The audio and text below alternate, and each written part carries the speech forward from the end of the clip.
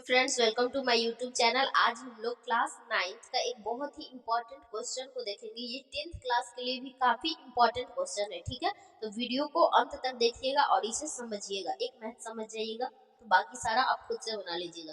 Question क्या है, 0.2 के ऊपर बार है, बार को P/Q के रूप में व्यक्त कीजिए। इसे P/Q के रूप में व्यक्त करना है, या कह सकते हैं इसे P/Q का मतलब क्या होता है, परिमेय संख्या के रूप में व्यक्त कीजिए। तो यहाँ पे सबसे पहले सॉल्व लिखेंगे और लिखेंगे चूंकि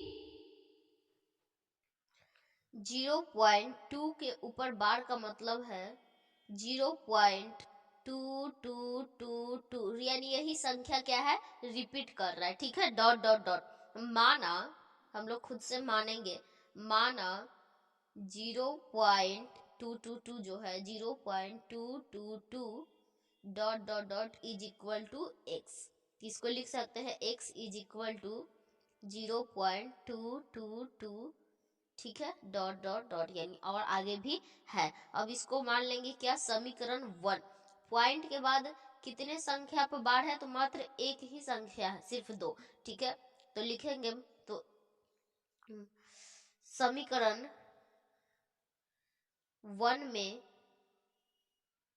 10 से गुना करने पर, 10 से गुना करने पर, ये 10 से क्यों गुना कर रहे हैं, क्योंकि पॉइंट के बाद एक संख्या पे बार है। अगर पॉइंट के बाद दो संख्या पे बार होता, मान लीजिए यहाँ पे 25 पे ऐसे बार होता, तो 100 से गुना करते, एक पर उतने 0 से गुना करते हैं जितना पॉइंट के बाद संख्या होता है, ठीक है।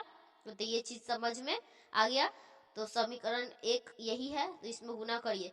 तो जब 10 को x से गुना करेंगे तो 10x हो जाएगा, और जब इसमें 10 से गुना करेंगे तो 1 अंक के बाद चला जाएगा, 2.222 डॉट डॉट डॉट। इसको समीकरण 2 मान लीजिए, ये समीकरण 2 है। अब क्या करेंगे, समीकरण 2 में से एक को घटाने पर, जब समीकरण 2 में से एक को घटाएंगे तो 2 को पहले लिखेंगे और एक को बाद में, यानी 10x इज इक्वल टू 2.222, और समीकरण 1 क्या है, x इज इक्वल टू 0.222, ठीक है, डॉट डॉट डॉट।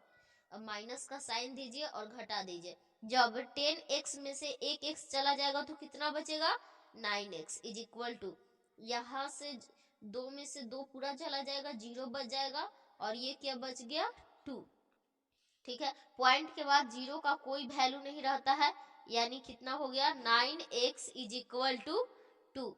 x के साथ 9 क्या है, गुना में, तो ये x 2 के 2 रह जाएगा, और ये इधर गुना में बराबर के उधर जाएगा तो क्या हो जाएगा, भागा में, यानी 0.2 के पावर 2 के ऊपर जो बार है उसका P/Q रूप क्या हो जाएगा, 2/9, और यही हो जाएगा आपका आंसर।